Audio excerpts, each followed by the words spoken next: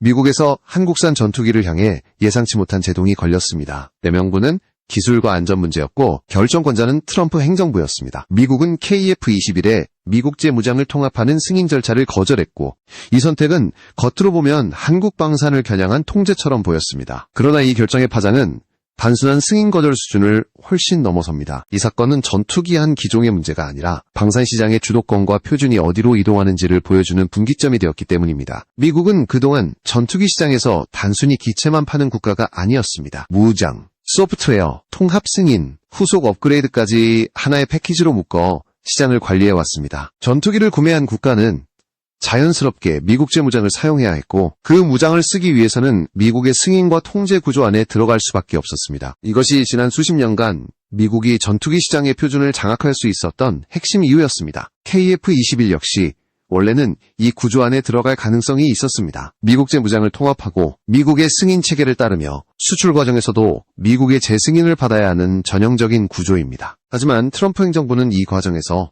브레이크를 밟았습니다. KF-21의 미국제 무장을 통합하는 것이 기술적으로 그리고 안전 측면에서 문제가 될 수 있다는 이유를 내세웠습니다. 표면적인 설명만 보면 매우 보수적이고 책임있는 판단처럼 보입니다. 그러나 방산업계와 해외 군사 전문 매체들은 이 결정을 다르게 해석했습니다. 문제의 본질은 기술이 아니라 시장이라는 분석이 지배적이었습니다. KF-21은 가격 대비 성능, 그리고 운용비용 측면에서 기존 시장의 균형을 흔들 수 있는 잠재력을 가진 전투기입니다. 특히 미국이 주력으로 공급해온 F-16 계열의 수출 시장과 직접적으로 경쟁할 수 있는 위치에 있습니다. 미국 입장에서 KF-21이 미국제 무장을 달고 본격적으로 수출되기 시작한다면 이는 단순한 경쟁을 넘어 시장 잠식으로 이어질 수 있습니다. 미국은 무장을 통제함으로써 이 흐름을 늦출 수 있다고 판단했습니다. 무장을 막으면 전투기도 멈출 것이라는 계산이었습니다. 그러나 여기서 미국의 계산은 어긋났습니다. 한국은 기다리지 않았고 승인 거절을 받아들이는 대신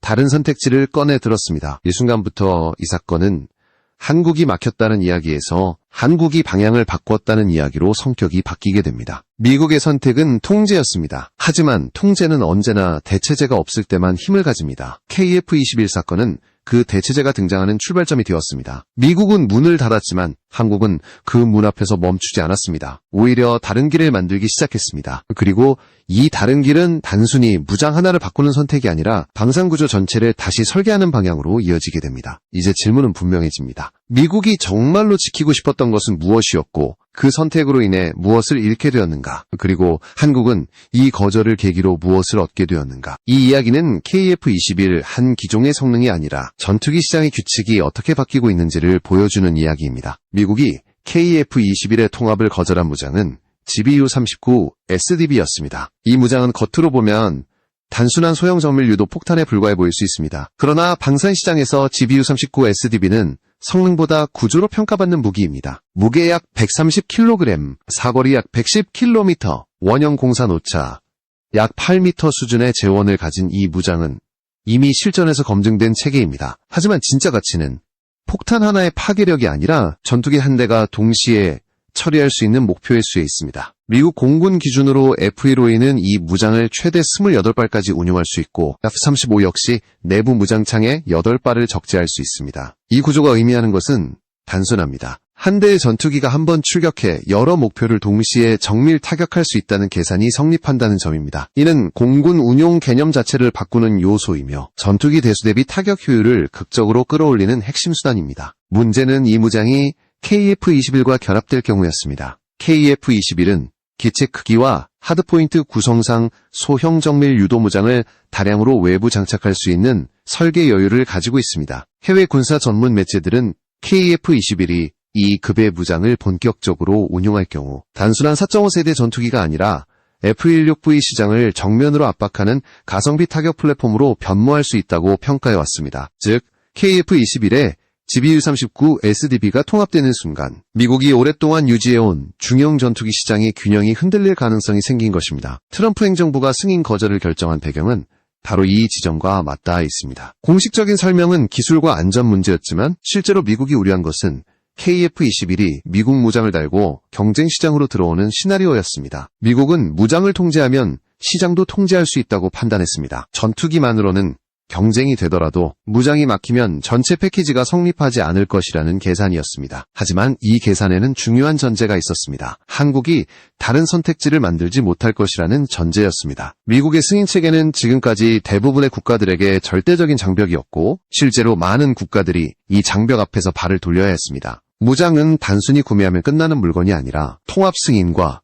소프트웨어 접근, 후속 개량 승인까지 포함된 복합적인 체계이기 때문입니다. 그러나 KF-21 사례에서 한국은 이 전제를 뒤집었습니다. 승인 거절 이후 한국은 기다리거나 협상에 매달리는 대신 무장 체계 자체를 독립 노선으로 전환하는 결정을 내렸습니다. 이 순간부터 미국이 막으려 했던 것은 무장 하나였지만 결과적으로 흔들리기 시작한 것은 미국 중심의 무장 표준 구조였습니다. GBU-39 SDB는 여전히 강력한 무장이지만 더 이상 유일한 선택지는 아니게 된 것입니다. 이제 논점은 분명해집니다. 미국이 지키려 했던 것은 무장의 안전성과 기술이 아니라 무장을 통해 유지해온 시장 지배력입니다. 그리고 그 지배력이 무너질 수 있는 첫 균열이 바로 KF-21과 GBU-39 SDB 통합 거절 사건에서 시작된 것입니다. 미국의 승인 거절 이후 한국이 선택한 길은 명확했습니다. 기다리지 않는다는 선택이었습니다. 무장 통합이 막혔다면 무장을 바꾸는 것이 아니라 무장 체계 자체를 새로 만드는 방향으로 노선을 전환했습니다. 이 결정의 핵심에는 국산 소형 정밀 유도무기 개발이 있었습니다. 단순한 대체품이 아니라 처음부터 KF-21 운용 개념에 맞춘 무장 체계를 설계하겠다는 접근이었습니다. 한국은 이 과정에서 외부 승인 체계를 전제로 하지 않았습니다. 무기 하나를 개발하는 것이 아니라 전투기와 무장이 하나의 생태계로 작동하도록 설계하는 방식이었습니다. 이때 등장한 개념이 LMSM급 국산 소형 정밀 유도 무기 체계입니다. 공개된 정보에 따르면 이 무장은 약 113kg 수준의 중량으로 설계되어 KF-21 한 대에 다량 탑재가 가능하도록 계획되었습니다. 기존 미국 SDB 계열보다 가벼운 구조는 단순한 숫자의 차이가 아니라 운용 전반에 영향을 주는 요소입니다. 무장이 가벼워지면 항속거리와 기동 여유가 늘어나고 동일한 기체에서 다양한 탑재 조합을 구성할 수 있습니다. 이는 작전 계획 단계에서 선택지를 늘리는 효과로 이어집니다. 더 중요한 차이는 무장의 운용 개념에 있습니다. 미국의 SDB 계열은 기본적으로 하나의 표준 폭탄을 기반으로 운용됩니다. 반면 한국이 구상한 LMSM 계열은 임무에 따라 탄두를 교체하는 구조를 전제로 설계되었습니다. 관통형, 파편형, 전자전 대응형 등 임무 성격에 맞춰 무장을 선택할 수 있는 개념입니다. 이 차이는 전장에서의 유연성뿐 아니라 평시 운영 비용에서도 큰 격차를 만듭니다. 여러 종류의 무장을 각각 도입하고 관리하는 것보다 하나의 플랫폼에서 임무별 탄두를 운용하는 방식이 물류와 교육 훈련 측면에서 훨씬 효율적이기 때문입니다. 해외 방산 업계가 이 지점을 주목하는 이유도 여기에 있습니다. 무장의 성능은 시간이 지나면 상향 평준화되지만 운용 구조와 비용 구조는 장기간 경쟁력을 좌우하는 요소이기 때문입니다. 미국제 무장을 사용할 경우 필연적으로 따라오는 통합 승인 비용과 소프트웨어 접근 제한, 그리고 후속 개량을 위한 승인 대기 기간은 이 독립 노선에서 모두 사라집니다. 업계에서는 전투기 한 기종에 특정 무장을 통합하는 데 들어가는 비용이 최소 수백억 원 단위에 달한다고 평가합니다. 이 비용이 반복될수록 전투기의 생애주기 비용은 급격히 증가합니다. 한국은 이 구조 자체를 건너뛰는 선택을 한 것입니다. 시간 요소 역시 중요합니다. 미국 무장의 경우 통합 승인부터 실제 실전 운용까지 통상 3년에서 5년이 소요됩니다. 반면 국산 무장은 KF-21 블록 업그레이드 일정과 연동해 설계와 개발이 동시에 진행됩니다. 공개된 계획에 따르면 LMSM 계열은 KF-21의 차기 블록 일정에 맞춰 전력화를 목표로 하고 있으며 이는 전투기 개발과 무장 개발이 분리되지 않고 하나의 흐름으로 움직인다는 의미입니다. 이 시점에서 KF-21은 더 이상 단순한 전투기 개발 사업이 아닙니다. 전투기와 무장을 패키지로 묶어 제공할 수 있는 구조를 갖추기 시작한 것입니다. 이 구조는 세계적으로도 소수 국가만이 보유한 영역이었습니다. 그리고 한국이 이 영역에 진입하는 순간 미국이 무장을 통해 유지해왔던 승인 권한의 영향력은 점점 약해질 수밖에 없습니다. 미국이 막으려 했던 것은 특정 무장이었지만 그 결과로 한국은 무장체계 전체를 독립시키는 방향으로 이동했습니다. 통제는 유지하려 했지만 의존이 끊어지는 계기가 된 셈입니다. KF-21과 국산 무장체계의 결합은 여기서부터 새로운 국면으로 접어들기 시작합니다. 국산 무장체계로 방향을 틀면서 KF-21의 의미는 다시 정의되기 시작했습니다. 이제 논의의 중심은 전투기 성능이나 세대 구분이 아니라 수출 구조와 표준 경쟁으로 이동합니다. 전투기 수출에서 가장 강력한 통제 수단은 성능이 아니라 승인 구조입니다. 미국제 무장을 사용하는 순간 해당 전투기는 제3국으로 수출될 때마다 미국 정부의 재승인을 받아야 합니다. 이 과정은 단순한 행정 절차가 아니라 정치와 외교 상황에 따라 언제든지 변수로 작용해 왔습니다. 반대로 국산 무장을 사용하는 순간 이 족쇄는 사라집니다. 전투기와 무장을 하나의 패키지로 제공할 수 있고 수출 계약 이후에도 외부 승인에 묶이지 않습니다. 이 구조를 완전히 갖춘 국가는 전 세계에서도 극히 제한적이었습니다. 미국과 프랑스, 러시아가 대표적인 사례였고 여기에 한국이 새롭게 합류하게 되는 셈입니다. 이는 단순히 선택지가 하나 늘어난 문제가 아니라 방산 시장의 힘의 균형이 달라진다는 의미입니다. 수출 시장에서 이 변화는 숫자로도 드러납니다. KF-21 기체 단가는 약 900억 원 내외로 거론되고 있지만 전투기 사업에서 무장 패키지가 차지하는 비중은 기체 가격의 30에서 40%에 이르는 것으로 평가됩니다. 즉, 전투기 한 대를 판매할 때 무장과 후속 개량까지 포함한 전체 사업 규모는 훨씬 커집니다. 원래 이 영역은 미국제 무장이 차지하고 있던 시장이었지만 승인 거절 이후 그 수익 구조가 한국 쪽으로 이동하기 시작한 것입니다. 미국이 막으려 했던 것은 한국 전투기의 무장 하나였지만 결과적으로 열려버린 것은 한국 방산의 독립적인 수익원입니다. 해외 방산 전문 매체들이 이번 사안을 단순한 승인 거절 뉴스로 보지 않는 이유도 여기에 있습니다. 무장 표준은 단기간에 바뀌지 않지만 한번 균열이 생기면 다시 원상태로 되돌리기 어렵습니다. 전투기 시장에서 가장 큰 힘은 어떤 무장이 더 강력한가가 아니라 어떤 체계가 기본값으로 자리 잡느냐에 있습니다. 미국은 지난 수십 년 동안 전투기 무장 표준을 장악함으로써 구매국의 훈련 교리와 작전 개념까지 함께 묶어왔습니다. 그러나 KF-21을 계기로 이 구조에 균열이 생기기 시작했습니다. KF-21이 겨냥하는 주요 고객은 미공군 수준의 고강도 작전을 상정하지 않는 국가들입니다. 이 국가들에게 가장 중요한 요소는 최고 성능이 아니라 유지비와 공급 안정성, 그리고 전시 조달 가능성입니다. 아시아와 중동, 중남미 공군들의 연간 국방 예산은 미공군의 일부에 불과합니다. 이런 국가들에게 미국제 무장은 성능 이전에 비용 부담으로 작용하는 경우가 많았습니다. KF-21과 국산 무장 체계는 이 계산을 바꿉니다. 미국 무장을 기준으로 짜인 작전 교리와 훈련 패키지를 그대로 수입할 필요가 없어지고 전투기와 함께 훈련과 정비, 무장 운용 개념을 하나의 패키지로 도입할 수 있기 때문입니다. 업계에서는 이 구조 변화로 인해 10년, 20년 누적 운용 비용에서 기체 가격의 절반 이상에 해당하는 차이가 발생할 수 있다고 분석합니다. 미국은 승인 여부를 통해 질서를 유지해왔지만 그 질서는 대체제가 없을 때만 작동합니다. KF-21과 국산 무장체계는 바로 그 대체제를 현실로 만들고 있습니다. 통제를 선택한 순간 미국은 표준 경쟁에서 점점 불리한 위치로 이동하게 된 것입니다. 이 구조 변화가 가장 직접적으로 드러난 곳이 바로 유럽 전투기 시장입니다. 특히 F-35를 도입한 국가들 사이에서 비용 문제가 본격적으로 수면 위로 올라오기 시작했습니다. 그 중심에 스위스가 있습니다. 스위스는 국민 투표를 통해 F-35 도입을 결정한 대표적인 국가였지만 실제 사업이 진행되면서 예상보다 훨씬 큰 비용 부담에 직면하게 되었습니다. 초기 계약 당시 제시된 가격은 일정 수준에서 고정된 것처럼 보였지만 시간이 지나면서 변동 비용이 적용되기 시작했습니다. 무장 패키지, 유지보수, 소프트웨어 업그레이드, 그리고 스텔스 성능 유지를 위한 추가 비용이 계속해서 불어났습니다. 스위스 정부는 전체 사업을 75억 달러, 하나로 약 11조 원 범위 내에서 관리하겠다는 방침을 세웠지만 미국 측이 제시한 새로운 조건은 이 한도를 넘길 가능성을 키웠습니다. 문제는 구매 비용만이 아니었습니다. F-35는 도입 이후에도 지속적인 비용이 발생하는 구조를 가지고 있습니다. 기본적인 정비조차 도입국이 독자적으로 수행하기 어렵고 미국에서 파견된 기술자와 승인 절차에 의존해야 하는 경우가 많습니다.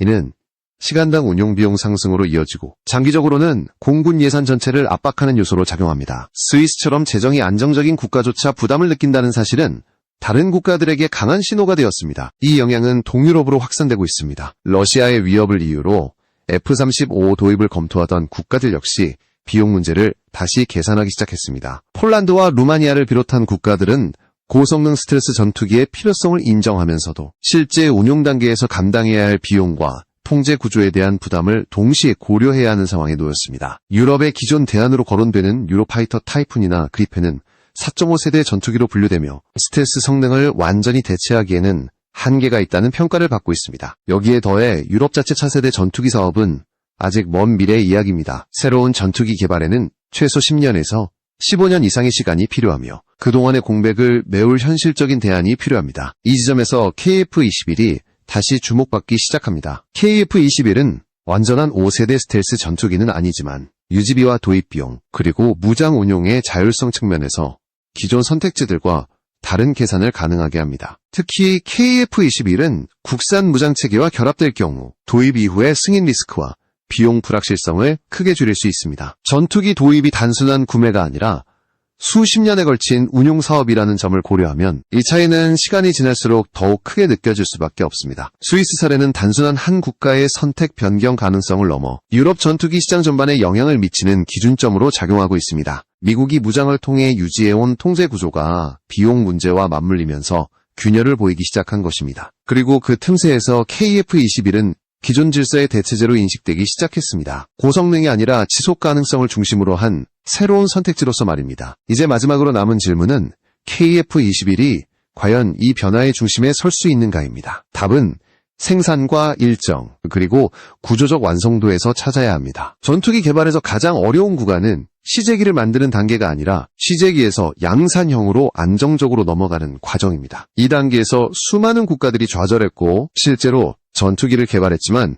양산에 실패한 사례는 적지 않습니다. KF-21은 이 관문을 비교적 빠르고 안정적으로 통과하고 있습니다. 공개된 일정에 따르면 KF-21은 한국 공군의 양산 기체가 순차적으로 배치될 예정이며 개발 일정과 생산 일정이 큰 흔들림 없이 맞물려 진행되고 있습니다. 해외 군사 전문 매체들이 주목한 부분도 바로 이 지점입니다. 전투기 개발국 가운데서도 양산 전환 속도와 안정성을 동시에 확보한 사례는 매우 드물기 때문입니다. 이 배경에는 생산 구조의 변화가 있습니다. 한국은 전투기 생산 과정에서 자동화와 공정 최적화를 적극적으로 도입했습니다. 기존 생산 라인을 효율적으로 재구성하고 공급망을 국내 중심으로 안정화하면서 외부 변수에 대한 의존도를 낮췄습니다. 이는 단순히 비용을 낮추는 차원을 넘어 일정 관리와 품질 안정성 측면에서도 큰 강점으로 작용합니다. 국산화 비율 역시 중요한 요소입니다. 레이더, 전자광학, 표적 추적 장비, 전자전 시스템 등 핵심 구성 요소를 국내에서 개발하고 공급하는 구조는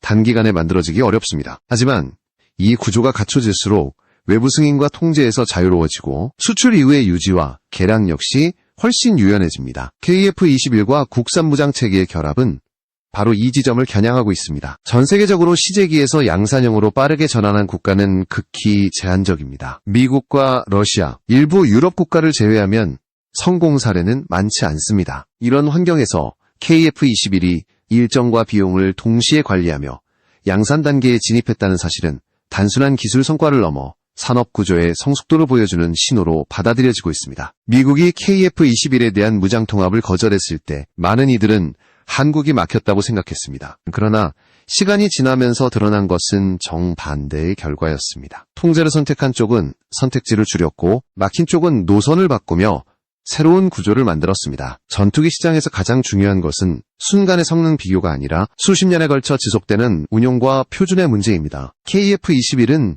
이제 단순한 대안이 아니라 새로운 기준을 제시하는 존재로 인식되기 시작했습니다. 미국이 문을 닫은 순간 한국은 다른 문을 열었습니다. 그리고 그 문은 무장 하나가 아니라 전투기 산업 전체로 이어지는 길이었습니다. 이 변화가 어디까지 확산될지는 아직 단정할 수 없지만 한 가지는 분명합니다. KF-21을 계기로 전투기 시장의 규칙은 이미 움직이기 시작했습니다.